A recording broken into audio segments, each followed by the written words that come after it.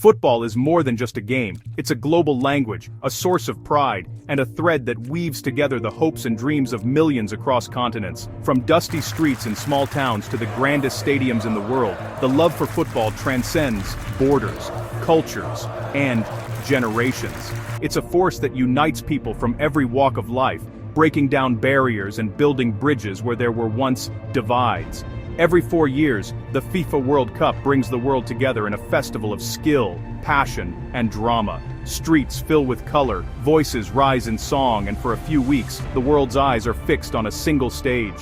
From Pelé's dazzling brilliance to Maradona's unforgettable hand of God, and Messi finally lifting the trophy, legends are made and history is written on this stage.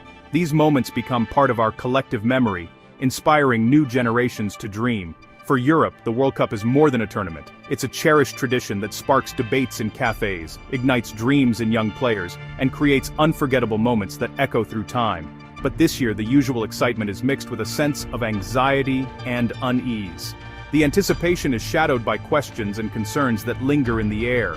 The 2026 World Cup, hosted by the US, Canada, and Mexico, was meant to be a celebration, expanded to 48 teams, bigger and more inclusive than ever before, promising to showcase the very best of football on a truly global scale.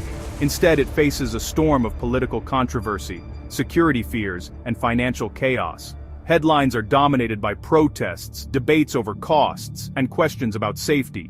The political climate, especially in the US, casts a long shadow over the event, with divisions and unrest threatening to overshadow the spirit of the game. What should be a joyous celebration of sport is now entangled in geopolitics, human rights debates, and the realities of a changing world. The dream of a united, joyous tournament is fading, replaced by uncertainty, division, and a sense of loss for what could have been.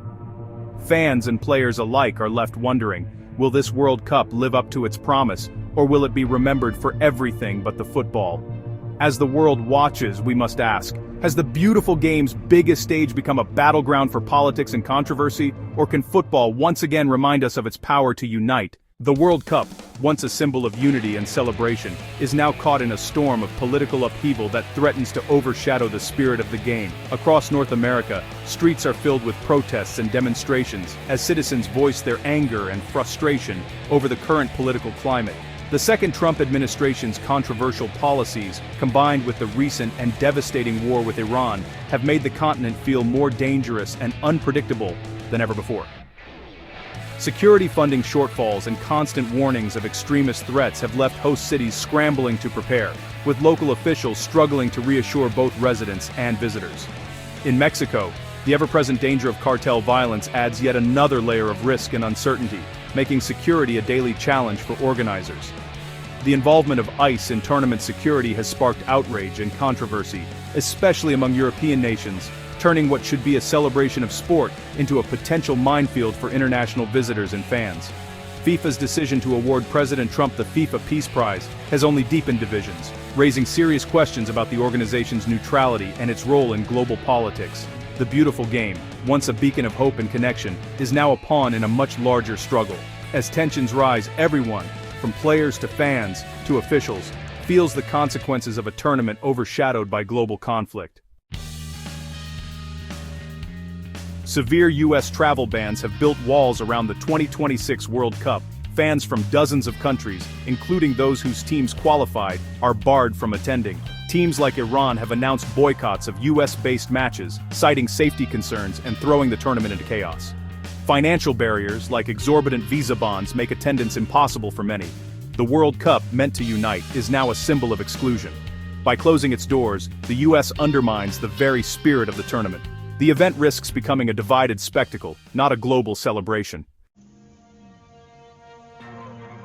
Financial turmoil threatens to overshadow the World Cup. Without a U.S. tax exemption, many teams face heavy taxation on prize money, devastating for smaller nations. FIFA has slashed team allowances despite higher U.S. costs, squeezing budgets further. For fans, attending even the group stage can cost up to $8,000, pricing out the heart and soul of the sport. The World Cup risks becoming an exclusive event for the wealthy, not the people.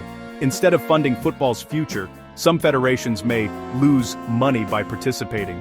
The question lingers, who is this tournament really for? Human rights and privacy concerns cast a long shadow over the tournament. Amnesty International warns of threats to free expression and discrimination in the US. Mandatory disclosure of personal data for visas has been condemned as invasive by European officials. ICE's role in security and past human rights reports fuel fears of profiling and intimidation. Instead of a welcoming festival, the World Cup feels like a surveillance state. The erosion of rights and privacy changes the very experience of the event. Can we truly celebrate football when fundamental freedoms are at risk? The football world is more divided than ever, as boycotts and protests continue to grow louder and more widespread.